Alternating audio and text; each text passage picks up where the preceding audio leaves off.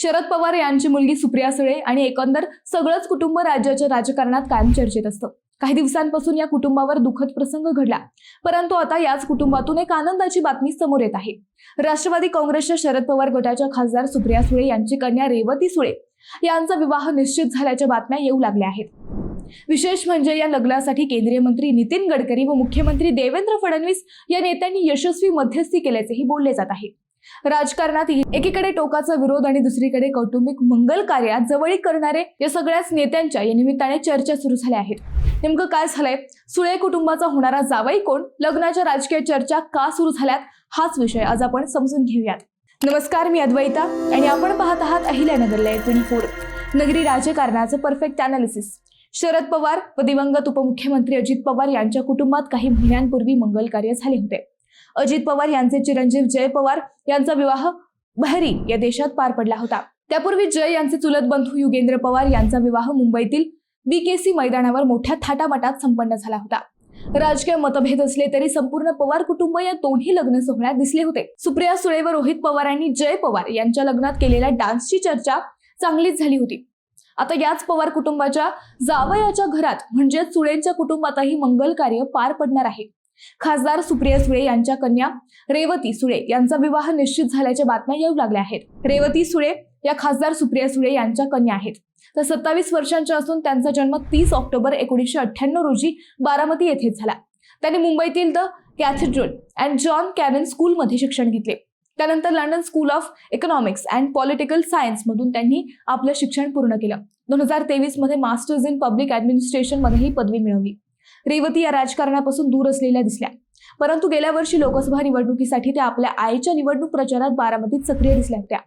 2024 मध्ये बारामती लोकसभा निवडणुकीत त्यांनी आई सुप्रिया सुळे यांच्या प्रचारात भाग घेत रोड शो आणि मेळाव्यात सहभाग नोंदवला होता। ऑगस्ट 2025 मध्ये रेवती यांनी वडील सदानंद सुळे यांच्यासोबत स्नायपर स्पोर्ट्स नावाची एक स्पोर्ट्स कंपनी सुरू केली। भारतातील तळागाळातील स्तरापर्यंत खेळांची आवड निर्माण करण्याचं या कंपनीचं उद्दिष्ट होतं।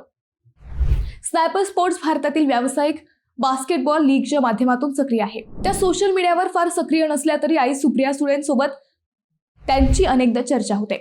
याच रेवती सुळेंच्या लग्नाच्या चर्चा सध्या होऊ लागल्या आहेत। रेवती सुळे यांची मैत्रीण व माजी मंत्री सुशील कुमार शिंदे यांच्या कन्या स्मृती शिंदे यांनी सोशल मीडियावर केलेल्या एका पोस्टमुळे या चर्चा सुरू झाल्या।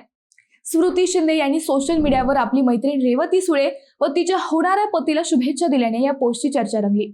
रेवती सुळेंचे लग्न नागपूर येथील व्यावसायिक सारंग लखानी यांच्यासोबत ठरल्याचे या पोस्टमध्ये सांगितले गेले। स्मृती शिंदे यांनी रेवती आणि सारंग यांचा एकत्र फोटो पोस्ट करत या जोडप्याला भावी आयुष्यासाठी शुभेच्छा दिल्या। तसेच सुप्रिया सुळे आणि सदानंद सुळे यांचेही अभिनंदन केले। रेवती यांचा भाऊ विजय सुळे यानेही आपल्या सोशल मीडिया अकाउंटवरून या बातमीला दुजोरा देत बहिणीचे अभिनंदन केले। आता सुळे कुटुंबाचा होणारा जावई सारंग लखानी हे कोण आहेत या चर्चा सुरू झाल्यात। सारंग अरुण लखानी हे विश्वराज ग्रुप ऑफ कंपनीचे संचालक आहेत। ही नागपूरमधील कंपनी असून जल व्यवस्थापनाच्या क्षेत्रात कार्यरत आहे। जलसिंचन, सांडपाण्यावर प्रक्रिया, पाणी व्यवस्थापन यासारखे प्रकल्प ही कंपनी हाताळते। सारंग यांनी कोलंबिया बिझनेस स्कूल मधून आपलं पदवीचं शिक्षण पूर्ण केलं। मागील 20 वर्षांपासून ही कंपनी कार्यरत असून कंपनीने भारतातील 30हून अधिक शहरांमध्ये प्रदीर्घ काळ काम केले। ग्रामीण पाणी समस्या, सिंचन व्यवस्थेबरोबरच देशातील 2,500 गावांमधील सौर ऊर्जेच्या माध्यमातून पाणी व्यवस्थापन हाताळलं आहे। ही कंपनी जगातील अव्वल 50 खासगी जल व्यवस्थापन करणाऱ्या कंपन्यांच्या यादीत 24व्या स्थानी आहे। मालदीव्स मध्ये पाणी व्यवस्थापनाच्या कामासाठी भारतीय पंतप्रधानांकडून या कंपनीला सर्वोत्तम काम करणारी कंपनी म्हणून पुरस्कार मिळाल्याचं कंपनी संदर्भात लिंक्डइनवर उपलब्ध माहितीमध्ये म्हटलं आहे। आता या सोयरिकीची चर्चा अजून एका कारणाने सुरू आहे।